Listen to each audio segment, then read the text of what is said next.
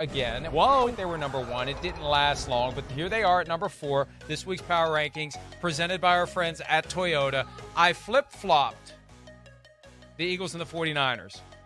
The Eagles lost, but I couldn't drop them lower than number 2. They have only 2 losses on the year. Did you think about dropping them below the Ravens at all? No? Okay. No. All right. No, because here's the thing, Chris.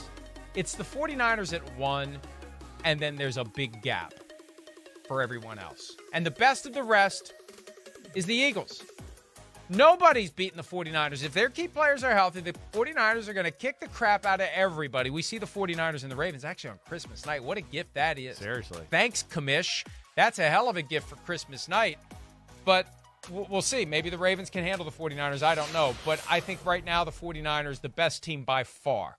Number 1 by far over everyone else. Do you disagree? No, I don't disagree at all. I'm with you there. We've kind of been saying that for weeks, right? At their best, there's nobody looks like the 49ers at their best.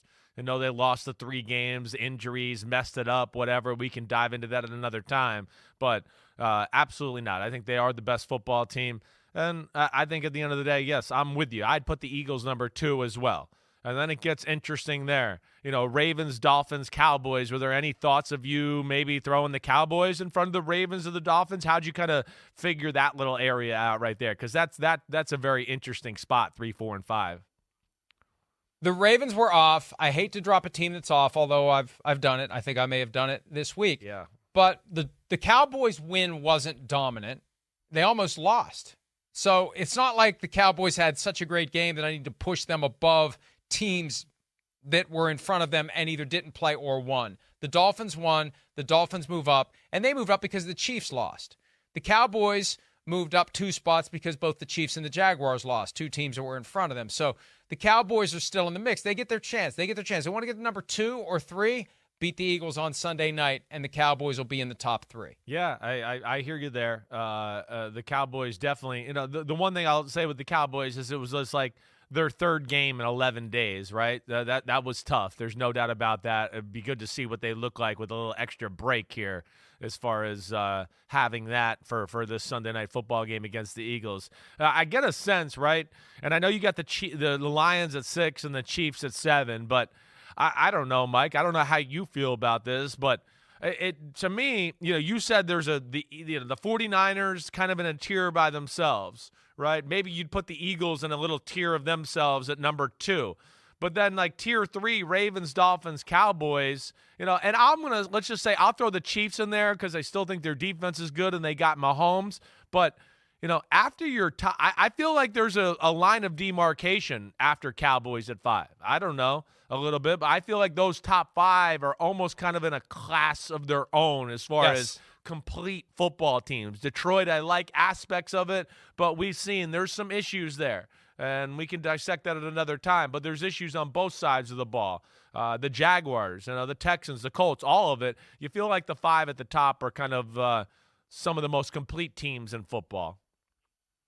How about 3 teams from the AFC South in the top 10, the Jaguars, Texans, and Colts? And as to the Lions and Chiefs, this is where it gets difficult. Yeah. Because are the Chiefs a better team than the Lions right now? You could argue that they are, but the Lions beat Kansas City. It was all the way back in week 1, but they went to Arrowhead Stadium and won. And the Lions still have a better record than the Chiefs. That loss to the Chiefs really stung on Sunday night. Or that loss by the Chiefs to the Packers, excuse me. I think that hurts the Chiefs, and it takes them out of that upper echelon of teams. But I agree with you. It's 49ers, then it's Eagles, Ravens, Dolphins, Cowboys, and then it's everybody else. And you look at how quickly it devolves into anybody else, everybody else. What happens if the Bills beat the Chiefs on Sunday? And look, the Bills went up 3 spots without playing because all the teams in front of them lost and looked like crap in losing. Yeah. You just move up 3 spots by doing nothing. Yeah, no, and I think with the injuries at quarterback and some of the things that are going on right now, 2 weeks ago, I would have gone, man, the Bills are in trouble.